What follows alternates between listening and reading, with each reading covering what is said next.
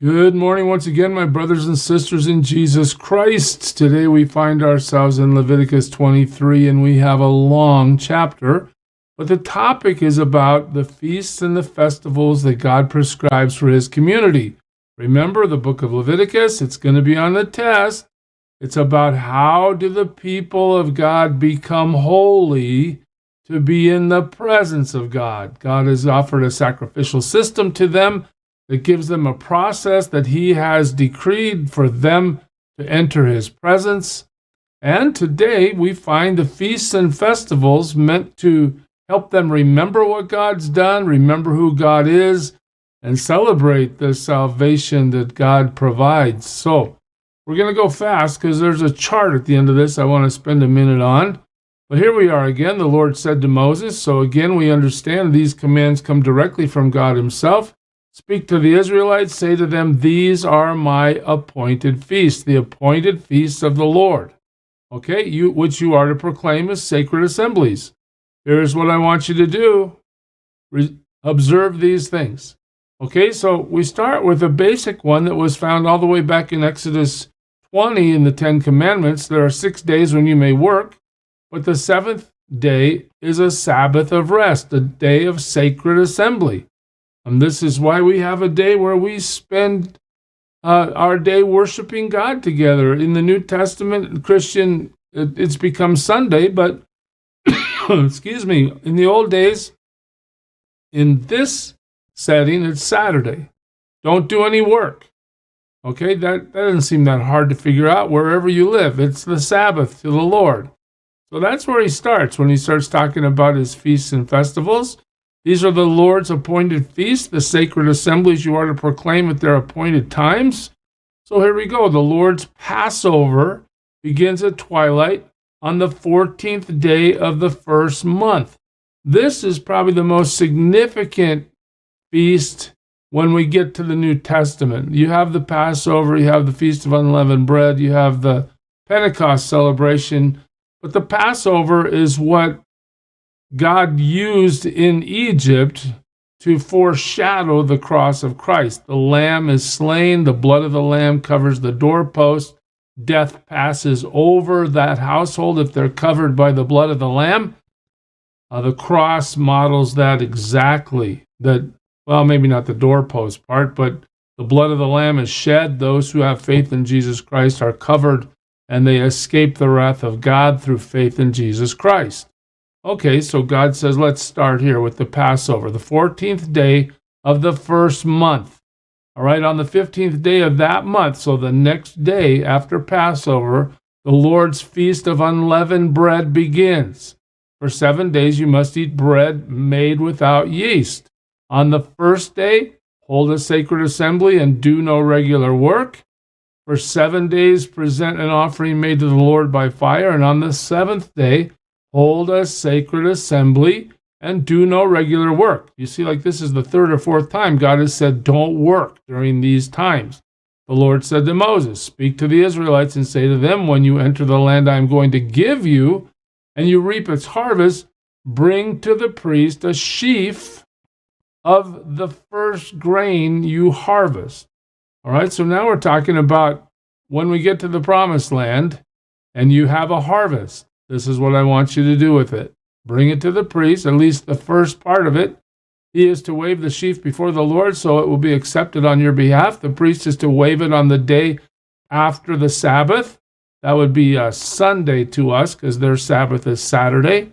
On the day you wave the sheaf, you must sacrifice as a burnt offering to the Lord a lamb, a year old, without defect. Okay, so bring your first fruit in, wave it, then sacrifice a burnt offering, a lamb, a year old without defect, together with its grain offering of 2/10 of an ephah of fine flour mixed with oil, an offering made to the Lord by fire, a pleasing aroma, and its drink offering of 1/4 of a hin of wine. Pretty specific. You must not eat any bread or roasted or new grain until the very day you bring this offering to your God. This is to be a lasting ordinance for the generations to come, wherever you live. All right, so there's a celebration of harvest. From the day after the Sabbath, the day you brought the sheaf of the wave offering, count off seven full weeks. Okay, so now we're going to get into something called Pentecost. It comes from the number 50, penta. Okay, so we have that first day, then we have 7 weeks, that's 49 days. So 50 days after this grain offering, or waving the sheaf, I should say, we get to Pentecost. Count off 50 days. Go up to the day after the seventh Sabbath, and then present an offering of new grain to the Lord. From wherever you live, bring 2 loaves made of 2/10 of an ephah of fine flour, baked with yeast. As a wave offering of first fruits to the Lord, present with this bread 7 male lambs. That would be like 1 for every week. Each a year old and without defect, 1 bull and 2 rams. They will be a burnt offering to the Lord, together with their grain offerings and drink offerings, an offering made by fire, an aroma pleasing to the Lord. Then sacrifice 1 male goat for a, sin offering, and 2 lambs a year old for a fellowship offering. Again, forgiveness, communion with God are emphasized in these feasts and festivals. The priest is to wave the 2 lambs before the Lord as a wave offering, together with the bread of the first fruits. They are a sacred offering to the Lord for the priests. So it's for the priests, and it's called a wave offering. All right, have you ever wondered in the New Testament why there's such a gap between the resurrection and the coming of the Holy Spirit at Pentecost? It's right here in Leviticus 23. There's 50 days. God honored that timing and sent the Spirit of God during Pentecost. On that same day, you are to proclaim a sacred assembly and do no regular work. This is to be a lasting ordinance for the generations to come wherever you live. Okay, you guys need to get together and worship, right? When you reap the harvest of your land, do not reap to the very edges of your field or gather the gleanings of your harvest. Leave them for the poor and the alien. I am the Lord your God. Again, verse 22, instructions on how to take care of poor people in your culture. And that is, you leave some of the food in the field so they have something to eat. The Lord said to Moses, say to the Israelites, on the first day of the 7th month, you are to have a day of rest, a sacred assembly commemorated with trumpet blasts. They call this the Feast of Trumpets. We'll see more about that in a minute. Do no regular work, but present an offering made to the Lord by fire. The Lord said to Moses, the 10th day of this 7th month is, what is it? It's the Day of Atonement. Hold a sacred assembly and deny yourselves and present an offering made to the Lord by fire. Again, God is laying out a calendar for his people.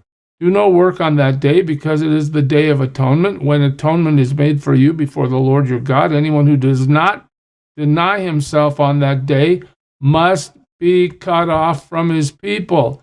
I will destroy from among his people anyone who does any work on that day. Wow, that's kind of serious. I will destroy from among his people. This is, again, another admonition. How many is this? I think it's 4 or 5 so far in the chapter. Don't work during these sacred times. Don't treat these things casually. You shall do no work at all. This is to be a lasting ordinance for the generations to come wherever you live.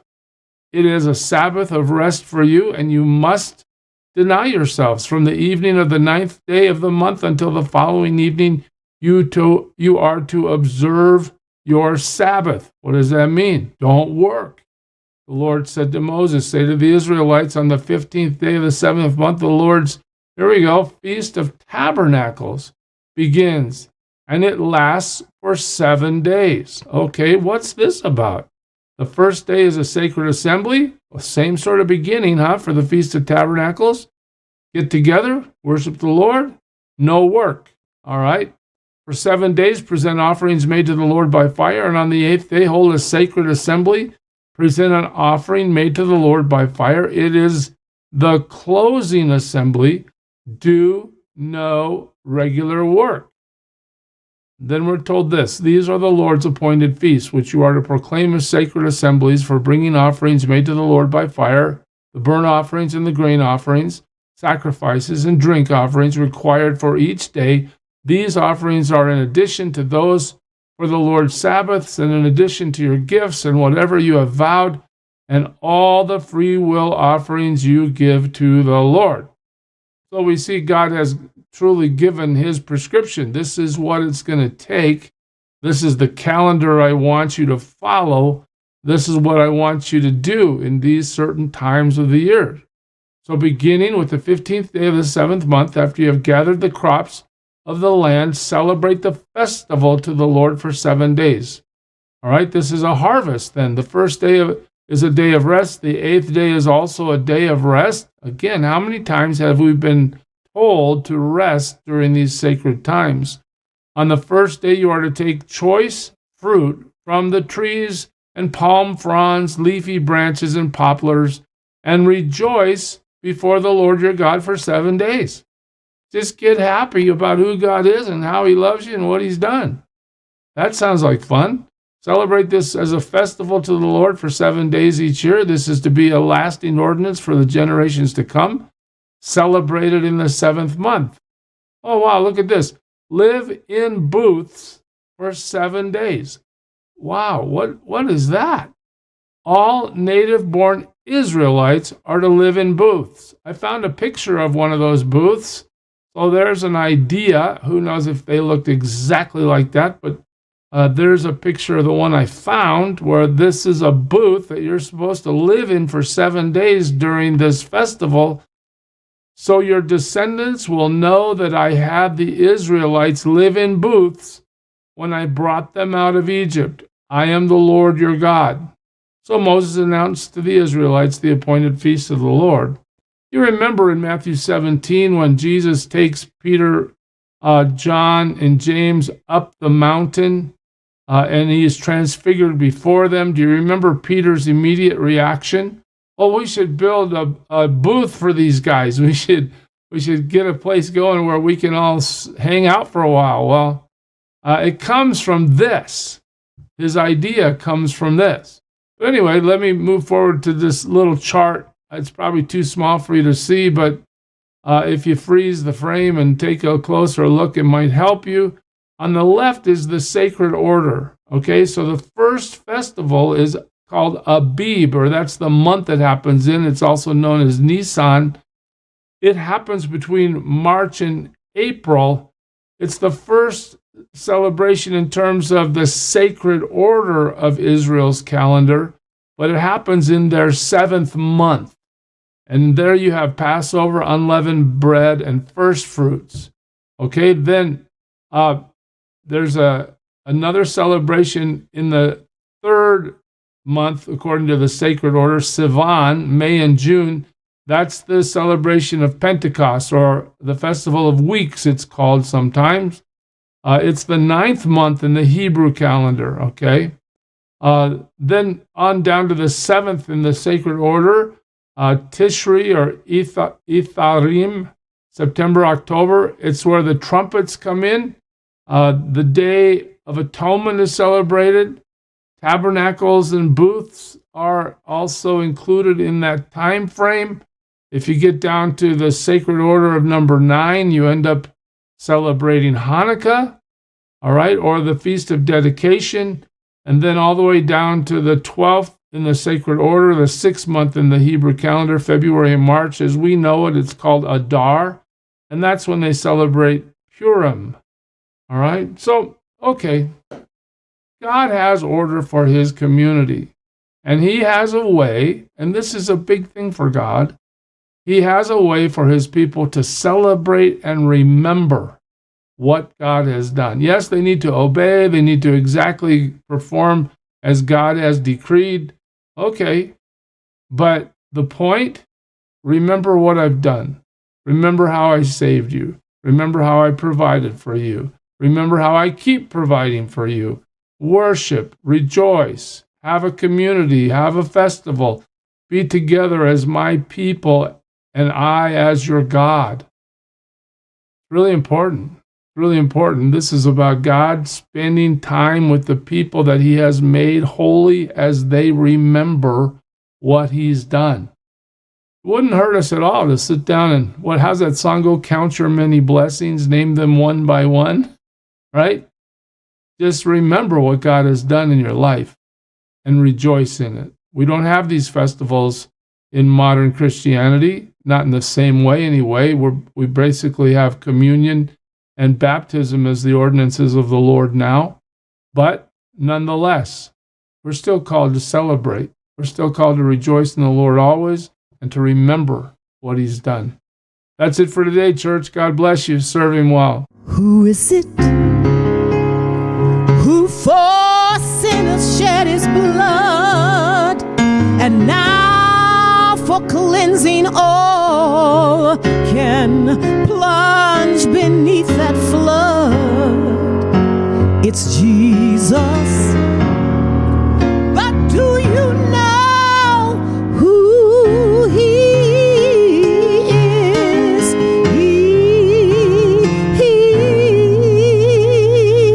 He's the image of the invisible God, and he's the brightness of his glory,